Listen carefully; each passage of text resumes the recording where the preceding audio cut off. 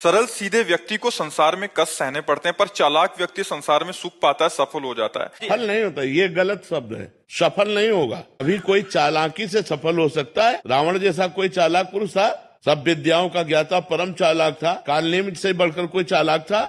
पूरी संजीवनी बूटी जैसी ही द्रोणागिरी में हर औषधि को कर दिया और साधु बनकर बैठ गए। हनुमान जी ने मार डाला, राम जी ने रावण को मार डाला, रहा न को कुल रोवन हारा। चालाक पुरुष सफल कैसे हो सकता? नहीं, सीधा सरल पुरुष कष्ट पा सकता है, पर सफल सीधा और सरल सच्चाई पर चलने वाला हो। जैसे धर्मराज युधिष्ठिर बिल्कुल सीधे थे, यहाँ तक इतने सीधे थे कि युद्ध क्षेत्र में कल कौन सी रणनीति है वो जाके दुर्योधन सीधे पूछ लेता था। भ्राताश्री कल कौन सा चक्रव्यूह रचना है वो बता देते थे। इसीलिए भगवान दो बैठक करते थे, एक युधिष्ठिर के साथ और एक युधिष्ठिर से अलग। युधिष्ठिर के साथ जो बैठक की वो चक्रव्यूह रचना ही नहीं होगी, क्योंकि वो दुर्योधन को पता हो। इतने सरल थे कि वो आके पूछ लेते, वो पूरी बात बता देते थे। तो आप देखो विनाश किसका हुआ? चतुर चालाक, जिसके साथ शकुनी, दुशासन, कर्ण, दुर्योधन के साथ इतने चालाक, चालाकी की हद थे ये लोग। तो क्या ये लोग सफल हुए?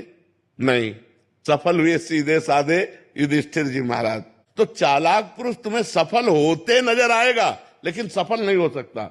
सीधा साधा पुरुष तुम्हें दुख भोगते नजर आएगा, लेकिन वो दुख भोगेगा नहीं, आगे चलकर वही विजय को प्राप्त होगा। थोड़ी यात्रा ऐसी है जिसमें संशय हो सकता है देखकर कि बेईमान, दुष्ट, चालाक, कपटी पुरुष उन्नति को प्राप्त हो रहा है और धर्मात्मा, ईमानदार दुख को प्राप्त हो रहा है। लेकिन परिणाम में जो सही चल रहा है उसका सही परिणाम होगा, और जो गलत चल रहा है उसका गलत परिणाम होगा पक्का। उसका पुण्य उसको साथ दे सकता है, लेकिन जो जीवन का परिणाम है वो ये पद नहीं है। मरोगे तो तुम्हारे साथ पद नहीं जाएगा, तुम्हारे साथ रुपया नहीं जाएगा, अच्छाई जाएगी, तुम्हारे सत्कर्म जाएंगे। और ये पक्की बात समझ लो, जब आपके आचरणों का, और भगवान ऐसी बुद्धि भ्रष्ट कर देते हैं कि खुला आचरण उसकी गंदगी सामने आ जाती है। आदमी की इज्जत चली गई तो किस योग रह गया? तो ये पक्का समझ लो, अच्छा पुरुष और धर्मात्मा पुरुष दुखी हो सकता है लेकिन हार नहीं सकता।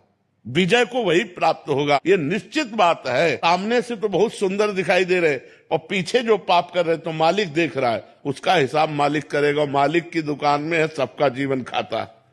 पाई भर का भी चूक नहीं होती हमारे मालिक से, एक एक बात का हिसाब होता है।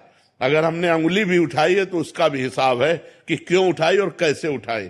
परमात्मा सबको देख रहा है, इसलिए ये मत जानो कि कोई देख नहीं रहा है, हम अच्छाई कर रहे हैं, हमें बुराई पर बुराई मिलती चली जा रही, कोई हमारे देख नहीं। परमात्मा देख रहा है। और जो एक है कि मैं छल कपट बुराई से बढ़ रहा हूं, तो देख लेना तुम नष्ट हो जाओगे।